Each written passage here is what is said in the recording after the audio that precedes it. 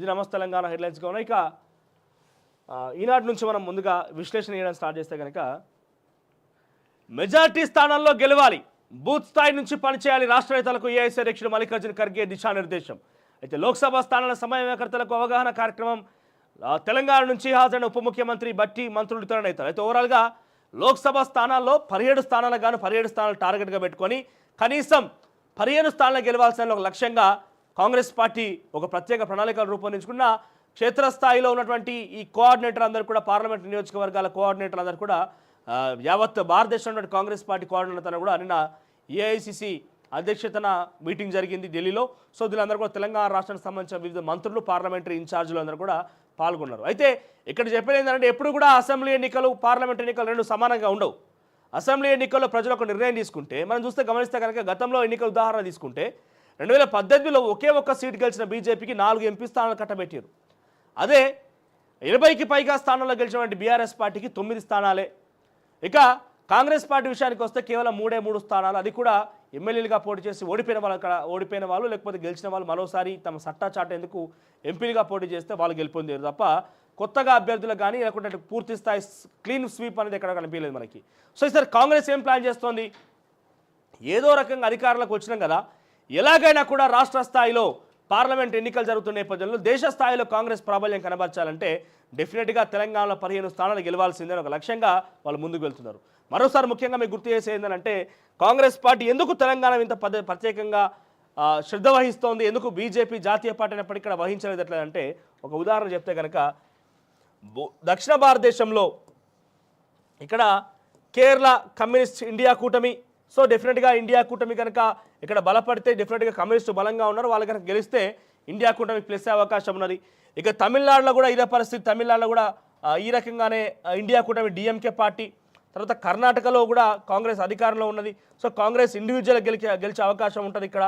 తర్వాత తెలంగాణ రాష్ట్రంలో అయితే ఇప్పటికీ అధికారంలో ఉంది కాబట్టి డెఫినెట్గా వాళ్ళకు అనుకున్న స్థాయిలో ఫలితాలు వస్తాయని ఒక ఆశతోని కాంగ్రెస్ పార్టీ ఉన్నది. ఇక ఆంధ్రప్రదేశ్ విషయానికి వస్తే ఆంధ్రప్రదేశ్లో కూడా కొంత షర్మిల ప్లస్ అయ్యే అవకాశం ఉన్న నేపథ్యంలో షర్మిలతో కాస్త 1-2 స్థానాలు గెలవకపోతామని ఆశతో ఉన్నది. అయితే ఇక్కడ చాలా వరకు కర్ణాటకలో, తమిళనాడులో, కేరళలో, తెలంగాణలో చాలా పూర్తి పాజిటివ్ వైబ్స్ ఉన్నాయి కాంగ్రెస్ పార్టీకి. ఇక్కడ 15 స్థానాలు సుమారుగా ఓవరాల్గా ఇక్కడే ఒక 50కి పైగా స్థానాలు కనుక గెలుచుకున్నట్లయితే అంటే సుమారుగా 80 స్థానాల వరకు ఇక్కడ ప్రజెంట్ సీట్ అయితే ఉన్నాయి.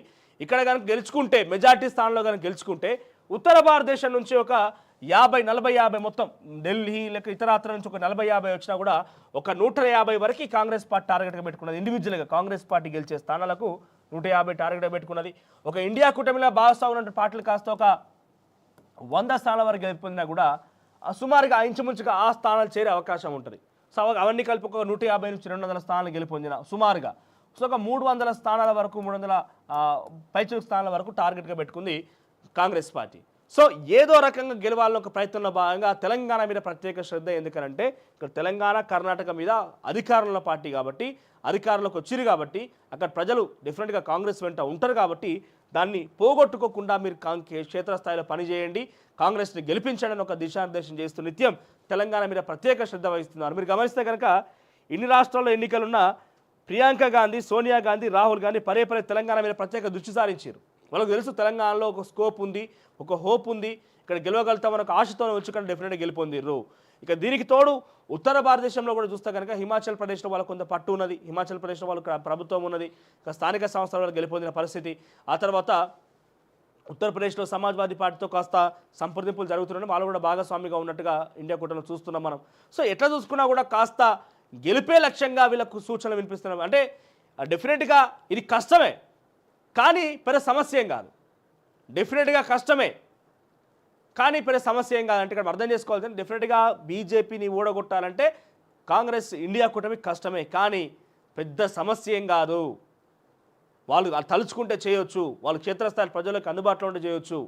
10 సంవత్సరాలుగా వాళ్ళ పరిపాలన దృష్ట్యా ప్రజలు ఏ రకంగా ఇబ్బందులు పడుతున్నారు, నిత్యావసర సరుకుల కోసం కావచ్చు, రకరకాల జిఎస్టీ రూపంలో కావచ్చు, ట్యాక్స్ల రూపంలో కావచ్చు, ప్రైవేటీకరణ రూపంలో కావచ్చు, నిరుద్యోగత రూపంలో కావచ్చు. మనం గమనిస్తే నిన్న ఒక ఏమంటారు అనలిస్ట్, నేషనల్ అనలిస్ట్ ఒక చెప్తుండే ఏంటంటే ఇండియా చుట్టూ అన్నీ కూడా మనకు సర్కిల్ చేసి పడేసినాయి. పక్కన చైనా మనతో విభేదాలే, కింద బంగ్లాదేశ్ స్తబ్దుగా ఉన్నది, చైనాతో కలిసిపోయి ఉన్నది. టిబెట్లో కూడా చైనాతో కలిసి అంటే అవన్నీ కూడా కలిసిపోయి ఉన్నాయి. తర్వాత కింద చూస్తే కనుక మనకు శ్రీలంకతో పెద్దగా సత్సంబంధాలు ఏమీ లేవు. శ్రీలంక కాసేపటికి ఇక్కడ ఎకనామికల్గా డౌన్ అయిపోయింది. ఇక్కడ పక్క రాష్ట్రమైనటువంటి పాకిస్తాన్తో విభేదాలే ఉన్నాయి. అంటే ఇట్లా ఆఫ్ఘనిస్తాన్ ఇప్పటికే వాళ్ళెవరు తాలిబాన్స్ ఆక్రమించారు.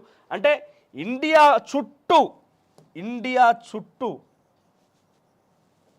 ఉదాహరణకి ఇది ఇండియా మ్యాప్ కనుక అనుకుంటే మరీ ఘోరంగా ఉన్నది, మన డ్రాయింగ్లో చాలా వీక్లే. సో ఇండియా చుట్టూ ఈ రకంగా చెప్తే కనుక ఈ చుట్టూ పరిసర ప్రాంతాలు మొత్తం కూడా మనకి ఎక్సే. ఇక అంటే మనకు యాంటీగానే చైనా మనకు సపోర్ట్ చేయదు, శ్రీలంక మనకు ఎకనామికల్ దెబ్బతింది, సపోర్ట్ ఉండే అవకాశం లేదు. పక్కనే పాకిస్తాన్ అంత సీన్ లేదు. తర్వాత ఇటువైపు మహాసముద్రాలు ఉంటే ఇక పైనుంచి రష్యాతో మరి సంబంధాలు, తర్వాత పక్కన ఇరాన్తో కూడా ఇజ్రాయెల్కి మనకు కొంత పాజిటివ్గా ఉండడం, ఇరాన్ వాళ్ళ దాడి చేస్తే ఇజ్రాయెల్ కొంచెం మద్దతుగా ఉండడంతో ఇరాన్ కూడా రెండు మన చేతిలోకి వెళ్ళిపోయినట్టే.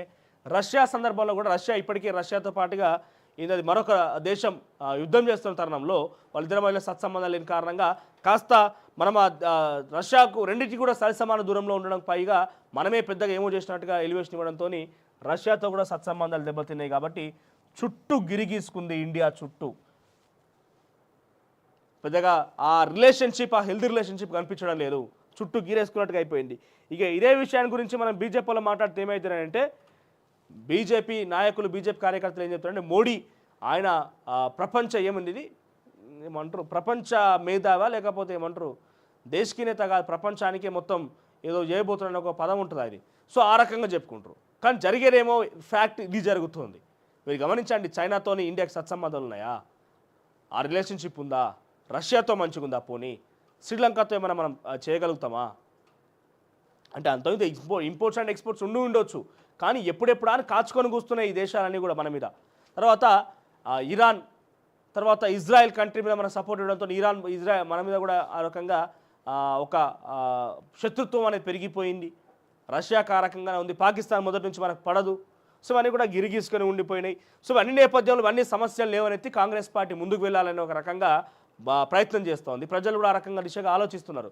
మరి చివరన అసెంబ్లీ ఎన్నికలకు సంబంధించి గెలుపొందినప్పటికీ పార్లమెంట్ ఎన్నికల్లో ఈ పార్టీ ఏం చేయబోతుంది తెలంగాణ రాష్ట్రంలో, లేదా జాతీయ వ్యాప్తంగా నిజంగానే కాంగ్రెస్ పార్టీగా మద్దతు ఉంటుందా, లేకపోతే రెండోసారి ఈ రోజంతా అంటే 12 తారీఖు 14 నుంచి మణిపూర్ నుంచి రాహుల్ గాంధీ భారత్ న్యాయయాత్ర ప్రారంభం కాబోతోంది. తెలంగాణ రాష్ట్రం కూడా లోగో లాంచ్ అయింది. భారత్ న్యాయయాత్రకు సంబంధించి ఇక్కడ తెలంగాణ గాంధీ భవన్లో ఆ లోగో విడుదల చేసి ఏఐసిసి స్పోక్స్ పర్సన్. తర్వాత ఈ న్యాయయాత్ర, బీజేపీ మీద వ్యతిరేకత, కాంగ్రెస్ మీద సానుకూలత, ఇండియా కూటమి బలోపేతం, ఇవన్నీ కూడా బేరీజు వేసుకుంటేనే కాంగ్రెస్ పార్టీ అంతో ఇంతో తన ప్రాబల్యం కనబరుస్తుంది. లేకపోతే డెఫినెట్గా కష్టమే అవకాశం ఉంది. సో కష్టమే కానీ పెద్ద సమస్య ఏం కాదనేది గుర్తుపెట్టుకోవాలి కాంగ్రెస్ పార్టీ ప్రజలు కూడా.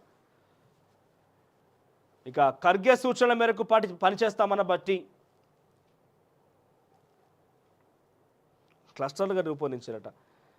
ఇక దేశవ్యాప్తంగా 539 లోక్సభ స్థానాలకు సమన్వయకర్తలు నియమించారు. వీరికి మార్గనిర్దేశం చేసేందుకు రాష్ట్రాలకు 5 క్లస్టర్లు విభజించి 2 రోజుల పాటు ఢిల్లీలోని ఏఐసిసి కార్యాలయంలో అవగాహన కార్యక్రమం ఏర్పాటు చేశారు. తొలి రోజున గురువారం క్లస్టర్ 1 కింద తెలంగాణ, కర్ణాటక, తమిళనాడు, కేరళ, లక్షద్వీప్, పుదుచ్చేరి, క్లస్టర్ 2 కింద ఆంధ్రప్రదేశ్, గోవా, ఒడిశా, అండమాన్ నికోబార్ దీవులు సమన్వయకర్తలతో ఏఐసిసి అధ్యక్షుడు మల్లికార్జున్ ఖర్గే, పార్టీ సంస్థాగత వ్యవహారాల ప్రధాన కార్యదర్శి కేసీ వేణుగోపాల్, తెలంగాణ రాష్ట్ర వ్యవహారాల ఇన్ఛార్జ్ దీపాదాస్ మున్షి సమావేశమయ్యారు. తెలంగాణ నుంచి ఉప ముఖ్యమంత్రి బట్టి విక్రమార్క, మంత్రులు ఉత్తమ్ కుమార్ రెడ్డి, పొన్నం ప్రభాకర్, కొండా సురేఖ, సీతక్క, జూపల్లి కృష్ణారావు, ఎమ్మెల్సీ జీవన్ రెడ్డి, ఎమ్మెల్యే సుదర్శన్ రెడ్డి హాజరయ్యారు. ఇకపోతే తెలంగాణ